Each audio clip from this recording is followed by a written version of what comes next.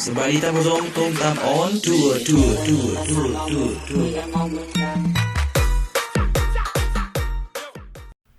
สบายดีท่านผู้ชมยินดีต้อนรับเข้าสู่ช่องตุ่มตามออนทั่วมื้อนี้ข้าพเจ้าจะพาท่านผู้ชมเหินเวหาอยู่ถึงท้องฟ้าของนครหลวงเวียงจันทน์โดยนำไส้เรือบินชนิด FK9 MK6 ซึ่งชนิดเรือบินนี้แมนถูกผลิตอยู่ที่ประเทศสหรัฐอเมริกาซึ่งความยาวของปีกเรือบินแมนมีทั้งหมด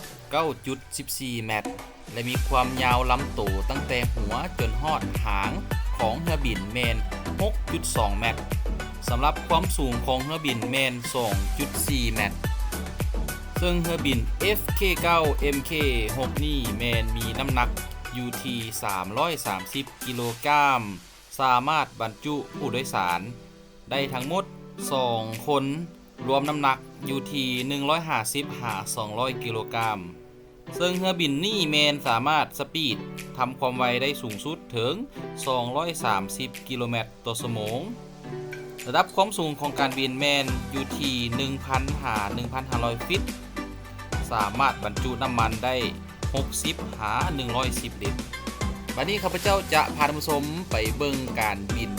อยู่เทิงท้องฟ้าทั่วนครหลวงเวียงจันทน์